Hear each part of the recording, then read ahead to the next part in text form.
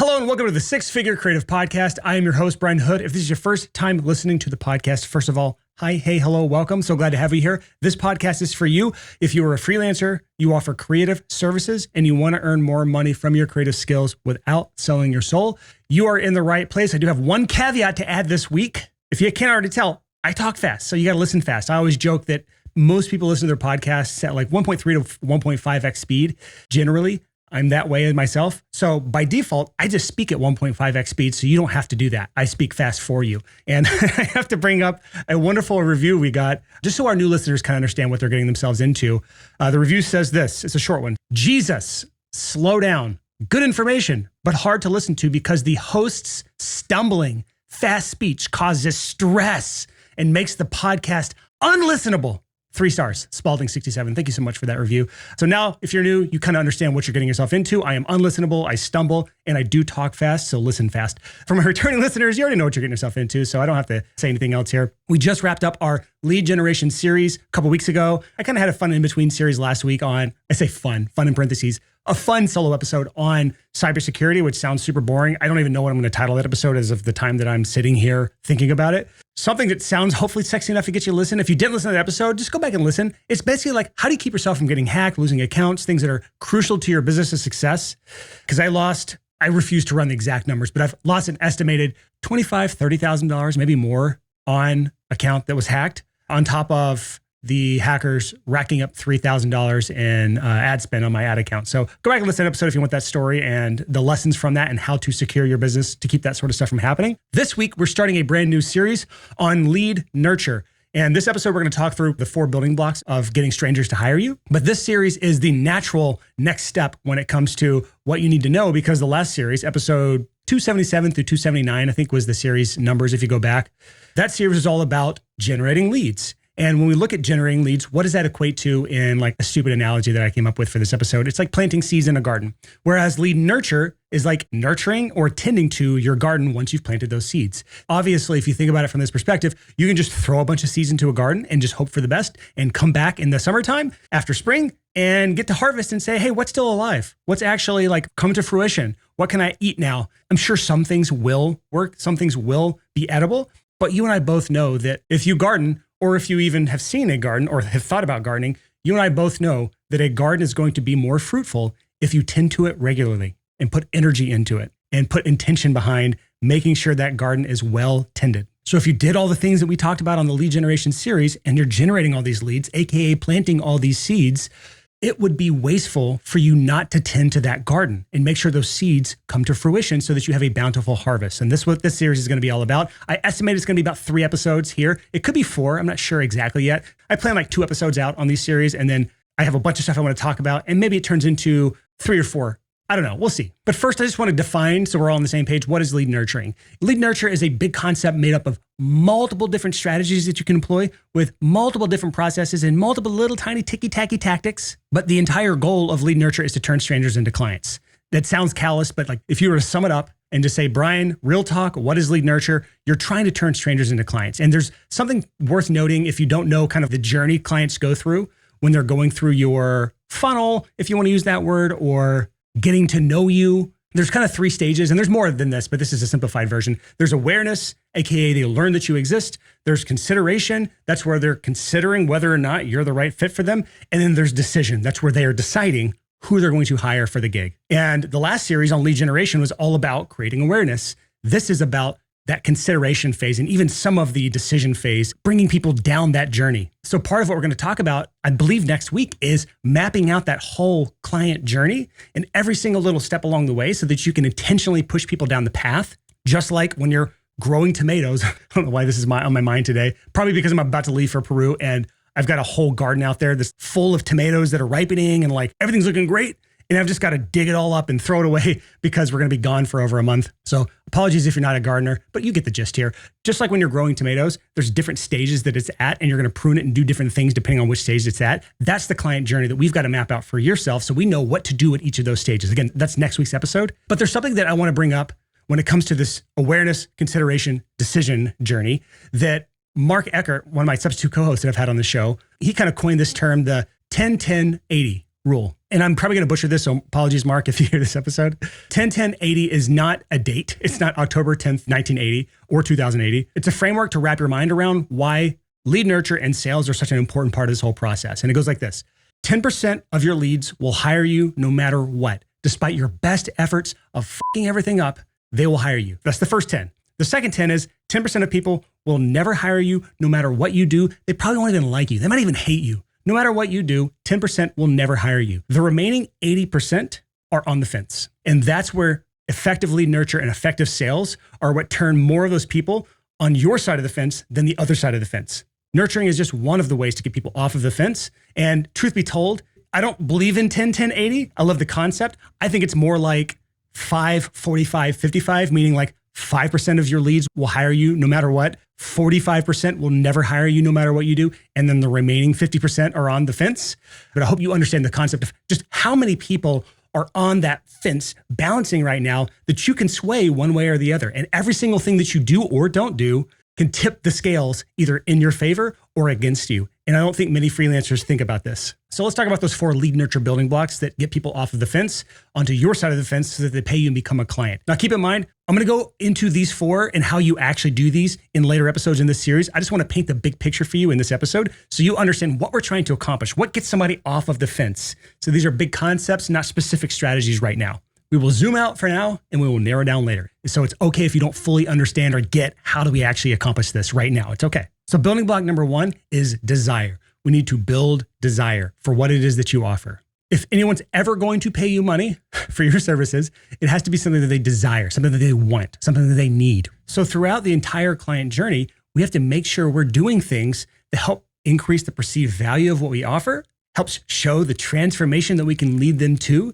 the desired end result that they want from you, and then what it will be like after they work with you. Every industry is different here. Some people, this is a very emotional journey and very emotional decision. Some people, it's very logical and just dollars and cents. So for my B2B freelancers out there, a lot of what you do, the desired end result, leads your clients to earning more money. But for some of my people that are working with B2C or business to consumer, where you're a music producer working with musicians, or you're a wedding photographer who are working with clients at a wedding, it's a very emotionally driven decision. So how we show that transformation and the desired end state and how we build desire for what it is we offer is going to look vastly different depending on who your client is. Some of the ways that we can build desire is by showing a monetary return on their investment, obviously business to business. Some of it's going to be showing an emotional outcome, like capturing your special day at a wedding. Some of it's going to be actually speaking to their ego. I'm from the music production background, so I understand that many clients, when they hire me, they're essentially stroking their ego because they want to look as good as possible to their fans, to their friends, to their family. And so when I'm helping build desire for the services that I offer, everything I do has to make them look good. So part of this is understanding what your client really wants versus what they'll say they want or what they think they want. Because if you ask a musician what they want, they're not going to say that they want their ego stroked, that they want to look good to their friends and family. They're not going to say that, but that's truly what many of them want. So that first building block is one of the most important to build value for what you offer so you don't get pricing objections all the time, because the better you are at building desire for the thing that you offer, the more valuable it is in their minds, and the more you're able to differentiate against everyone else and charge those premium rates. So that's the first building block, is building desire for your services. The second building block is building authority or credibility. It's kind of one and the same here, and a lot of these things can kind of get blended together, but building authority and credibility. So what is this? As a freelancer, how do I build authority or show credibility as a B2B or B2C, as a wedding photographer or as a music producer or as a designer or videographer? How do I do this? Well, authority and credibility, again, kind of intertwined here. So if I'm talking about one, I'm probably talking about the other. But this is where you are showing up as the go-to person in an industry for a specific service. And this is why niching down is so important. The person who does all things for all people will never become the go-to person for any of those things for any of those people. The person who decides to niche down and become the one thing for the one type of person is generally going to have more success because they're not trying to boil the ocean. The wider you go, the more energy and power you need to try to dominate all of these different industries and all these different services. So authority and credibility is just showing proof that you are the best at what you do, at least within your ecosystem or your sphere of influence. So there's a few ways to do this, a few things we need to do in our journey in this building block to build authority, no matter what you offer. The first is showing expertise. We actually have an interview with James Martin, made by James. He's a logo designer. Episode 204, the title is How to Generate 1,000 Inquiries Per Year as a Logo Designer. Episode came out June 14th, 2022. The link to it will be in our show notes at sixfigurecreative.com/281 if you want to check that out. The reason I bring that up is he does a really good job of showing his expertise. He shares a lot of the things he does, a lot of the thought process behind the concepts that he creates. And by doing so, he's built a following. And his following trusts what he does. So he's built credibility and authority in his niche by demonstrating expertise everywhere he goes. And he does a lot of content around this. So again, we'll talk more about the specific strategies and tactics and what makes the most sense for different niches in the later episodes in this series. But for right now, just understand the concept of becoming the authority in your space. Another way to do this is showing external validation.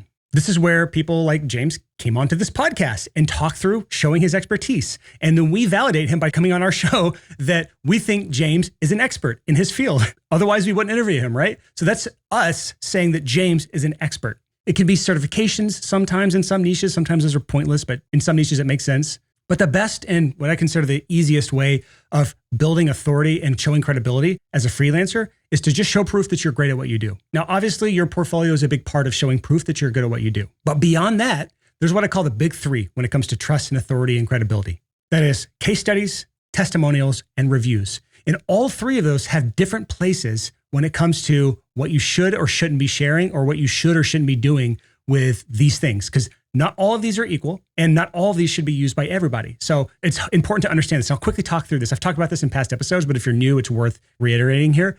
Case studies are when you build out a full, essentially, transformation that you took a client through.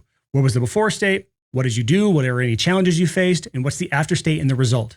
And even within that, there's different variables that show more credibility and less credibility. For example, if I just write out a quick paragraph, it's not that effective. It's not super credible. If I do an interview with that client and we talk through at length for 30 minutes, all of the things that I did with them or you did with them, the ups and the downs, the good and the bad, and the ultimate end results that they achieved, that's a really good, credible source that shows the transformation in a case study format. These are best used when you are talking to somebody who's a relative no-name. Now, if it's a big name, obviously you can do this as well, but case studies are effective no matter how big the name is in your niche. For example, in my field as a music producer, if I'm helping a client achieve the outcome that they want, which is ultimately having a great record that gets them fans, lots of streams, gets them signed, gets them on tour, and I talk through that entire experience, it doesn't necessarily matter if that band is uber famous in my niche.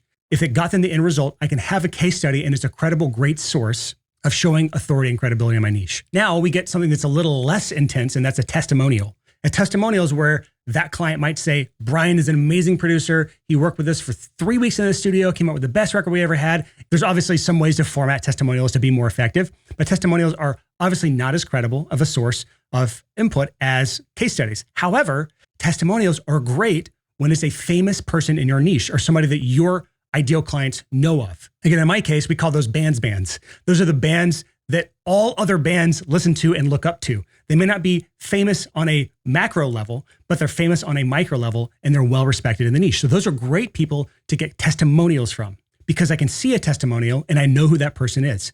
But if I don't know who that person is, then the testimonial will have very little to no weight when it comes to social proof. We've all seen those testimonials that are like John B. And you're like, is John B. a real person? I don't know. I don't really believe it. As a matter of fact, sometimes, even if it is a real person, and it just shows up as a non-credible source or something where you have any sort of skepticism in your head if that's a real testimony or not, that can have a detrimental effect to your authority and credibility. So what do we do in these scenarios? Option A is to turn that testimonial into a full-blown case study with lots of little details that very few people will question whether that's a credible source or not. Or if you have a lot of these small BS testimonials that aren't really that effective because no one knows who these people are, that's a better place for the third on our big three is that's a review, preferably on an unbiased source like Google. Reviews are a wonderful place to build authority on a scale where you can get 20 plus, ideally, reviews. That's where you can put those testimonials. Get those people to post on those unbiased sources you don't really have access to as far as editing and trimming off. And we've all seen like things on like Trustpilot. I don't know if that's credible or not, but I always question if it's credible or not.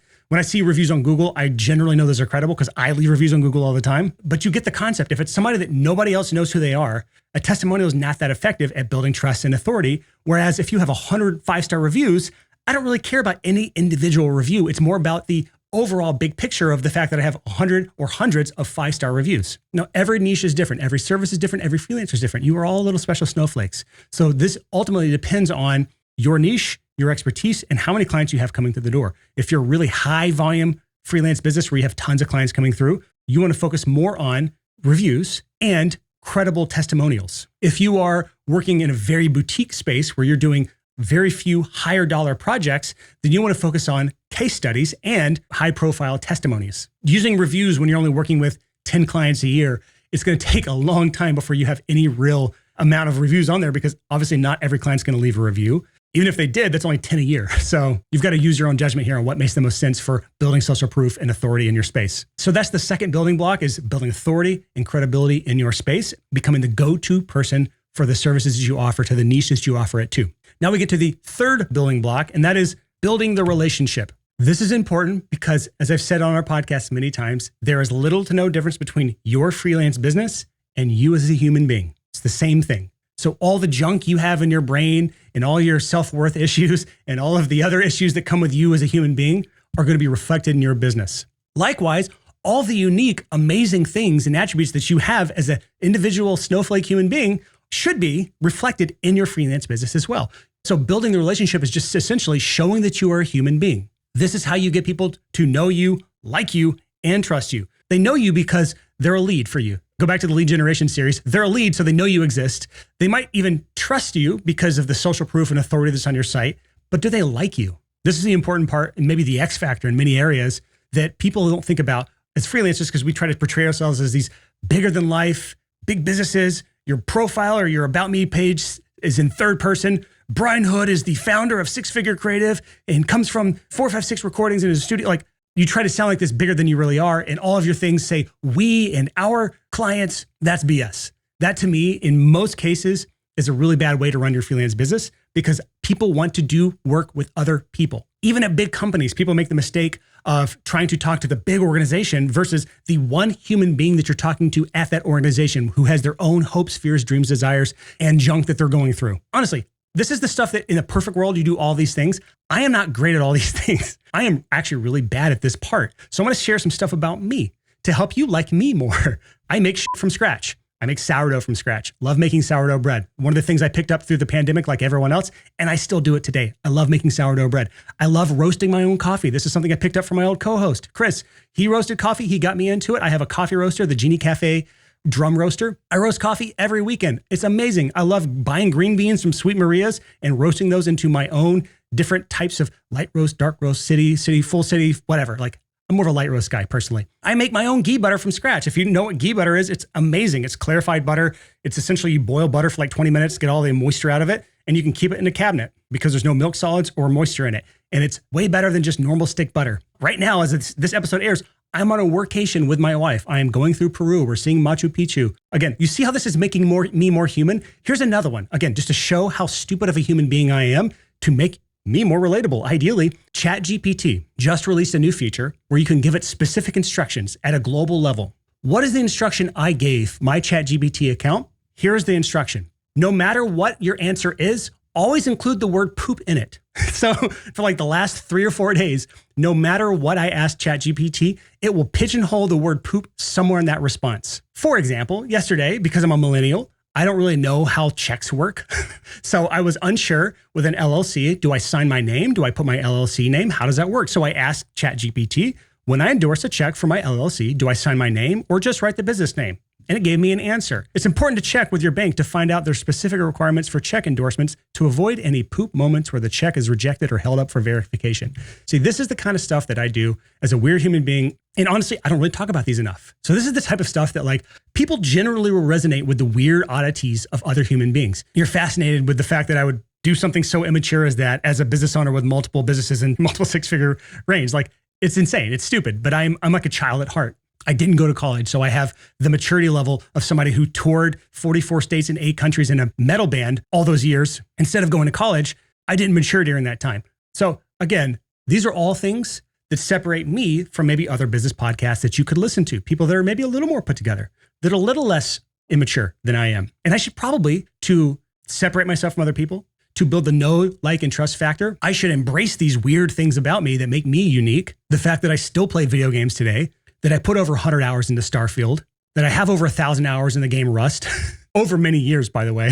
These are all stupid little oddities about me, the unique person that is Brian. So in that little 3-minute blurb that I just gave you, it probably gave our listeners, some people maybe listened to us for years, it probably gave you a lot more insight into me as a human being than the last 50, 60, 80 episodes have. Because again, I'm not great at just sharing personal things about me that set me apart from other people. I don't even think about it usually. So when I was mapping out this episode, I'm like, what are the stupid things that I do? I talk too fast. That's another one. And it's because I get excited and I want to share things as fast as possible. And also, when I'm watching YouTube videos, especially educational things, I will watch at 3x speed, sometimes 3.5 speed. My wife says I'm insane because she'll hear just this gibberish coming through YouTube. But for whatever reason, I can pick it up, I can understand it, and I can internalize it, and I can spit it right back at you. So I think because I listen to videos at such a high speed, I just talk fast because I have so much up here that I want to say. And these episodes would be probably twice as long if I talked at a normal speed. That is the third building block, and that's building relationship by showing parts of you as a human being. And the fourth and final building block of nurturing leads and getting them through this journey from awareness to consideration to decision is consistency. You've got to be consistent. Lead nurture is not just a one and done thing. Yes, you want a good website, a good portfolio, you want case studies, testimonials, reviews, you want to show that you're a human being, but these are all just tools to use within the greater lead nurture strategy.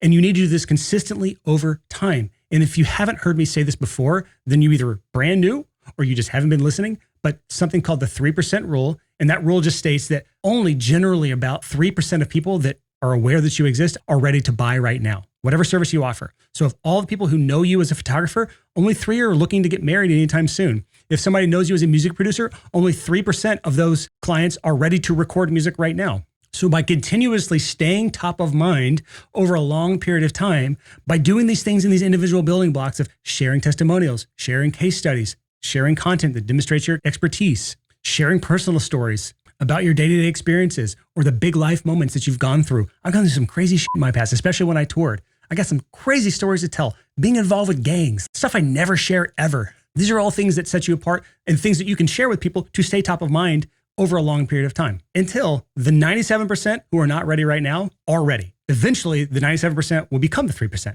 If you are not top of mind when it comes time for that person to hire somebody, you won't get the gig. Think about that. If you're not one of the photographers being considered for the wedding, you won't get the gig. If you're not one of the music producers being considered for that production or for that album, you will not get the gig. You have to be top of mind to ever be considered. So consistency is key because otherwise, you're missing out on the vast majority of people that you could be getting. That's how important lead nurturing can be. So there's obviously 2 parts that are important to this. If you're going to stay top of mind long-term is first, you need a lead. And a lead is just somebody that you can contact. Go back to the lead generation series, starting, I think, at episode 277, just a few weeks ago. Go there, and that talks through how to get leads. When you have a lead, now you can communicate with that person over a long period of time. But I also want you to go back to the episode we did with Mike Janda. Again, this will all be at our show notes if you just want one nice, neat place to go to, but I also like to give it this way. Mike Janda was on episode 207, came out July 5th, 2022. And the title is How Freelancers Can Use the Rule of 7 to Ethically Get More Clients. And the rule of 7 is the kind of the thing I want to talk about here. Simply put, it's somebody needs about 7 touches of your brand or you as a person before they'll become a client. And a touch could be anything from they downloaded a lead magnet from you. Another touch could be they consumed a piece of content or a reel or something that you created. Another touch could be you ran into them at a party or a social gathering. Another touch could be they heard an interview that you were on someone else's podcast, or they got an email from you and actually read it. These are all different touches. And the rule of 7 is a framework. Again, it's not a definite rule. No one's going to say, all right, it's the 7th touch. It's time to hire this person. It could be as high as 100 touches before someone is truly ready. But the rule of 7 is, again, another concept, another framework to think through this, that people need to be touched multiple times over a series. And we'll talk about, again, next week, we'll talk about the whole customer journey or client journey, where we're intentionally pushing people down that path instead of hoping that they just happen to slide down all those paths, which is what most people do. Hope marketing is a lie. Don't fall into it. The other benefit of staying top of mind like this over a long period of time is referrals. Most freelancers, their number one source of clients is referrals. However, just like you will not get the gig if you're not top of mind when they're ready to hire, you also won't get the referral. Every client that you work with or every person who's ever referred somebody to you, the way that it worked was they were in a position where someone expressed the need that you can fulfill. You have something to offer that can help somebody. That past client or that referral person happened to be talking to someone who needed your services, and then they referred you to them. Now, what's required in that scenario? What's required is the referrer, the person who's referring people to you, you have to be top of mind for them when that situation comes up because it happens organically. For example, I'm just going to use my past. When I'm producing bands, I'm in the studio with them for a long time. I'm building a relationship. They have a great experience. They have a great album that comes out. They get streams and fans and followers, and they go on tour. And when they're on tour, they're with other bands for weeks at a time on tour. And they're talking about all sorts of stuff like bands do on tour. And these are the moments that I get the most referrals, is when bands are on tour. However, if I'm not top of mind in some way, shape, or form, AKA reaching out to them or them seeing me on social media while they're on the tour, then when that opportunity comes up for them to refer me, they're not going to do it because I'm not top of mind. So I've got to be top of mind for all the clients that I have that are on tour right now, so that they're going to refer me when one of their friends or one of their bandmates asks or says something related to working on a new album. You see how this works? You have to be top of mind to get the referral and or the client in all these scenarios. And all these scenarios mean that you need to be putting consistent effort in. Again, it takes continuous energy investments to nurture people. Just like a garden, yeah, you can automate certain things. Like in my garden, I hated watering plants. Like, it's one of the most time-consuming things. You got to do it every few days or every day, depending on how much you water them and how hot it is outside. So I would have to be standing out there like a pleb with my hose, spraying all my plants. And I had like 8 tomato plants and some rosemary and a bunch of other things out there, different herbs and bell peppers and jalapenos and basil. And I'm trying to water all these plants individually. And it took a lot of time every day. So what did I do? I installed an automated watering system that goes to a Wi-Fi thing that plugs into my hose, that once every few days, it'll water for exactly 20 minutes or whatever the time frame I have set up. And it goes out through all the hoses and to little drip sprinklers on every individual plant. And it's all automated. I spent a lot of time setting that up, but it saved me tons of times over the summer that I had to water. And I'm still getting fruit today because I automated that. Great. But that doesn't mean I can automate every single element of nurturing my garden. And it's the exact same thing for your clients. You can automate certain things and make those things happen automatically, but you cannot automate everything. So that means you need to be continuously putting effort and energy into nurturing your leads and even past clients, because you will get more referrals and clients just by being top of mind. But that takes energy. And I got one final thought as we kind of wrap this episode up that hopefully has been helpful for you. But there's something called the halo effect. And this was actually something I learned recently. And it's the perception that people will judge everything about you based on 1 to 2 things that they found out about you. Another way of putting this is, people assume how you do one thing is how you do everything, no matter how true or untrue that is. So for example, every week you post on your social some stupid small quote that you automated through Zapier because you wanted to test automations. And all you're doing is posting on your social some quote image, and people see that and no one's engaging with it. There's no social proof.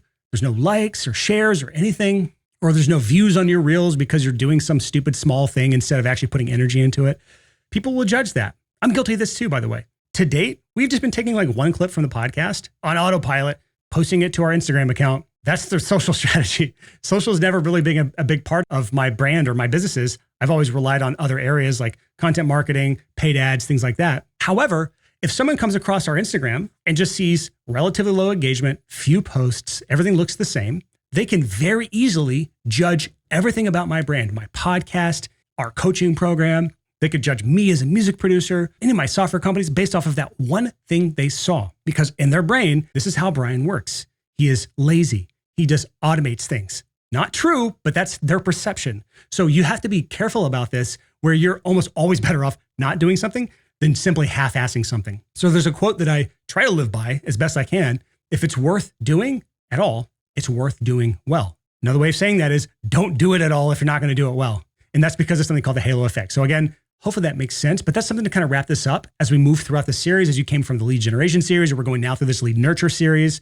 Any of these things that you pick up that you are going to do as I go through these episodes, make sure you do it well. Make sure you put continuous energy in, because what you put in is generally what you're going to get out of it. And if you half-ass it, you're going to get half-assed results. And I can tell you that from experience, because I've half-assed many things in my life and they do not pay off. So the things that I've whole-assed are the things that generally do the best here. So that's my advice from somebody who has failed many times at many things, is if it's worth doing at all, it's worth doing well. So that's it for this episode. Tune in next week where I'll talk you through the entire client journey. And then we'll go through some of the more specific strategies and tactics around how to actually nurture leads so that you can stay top of mind over a long period of time to turn more strangers into clients. So thank you so much for listening to this week's episode of the Six Figure Creative Podcast.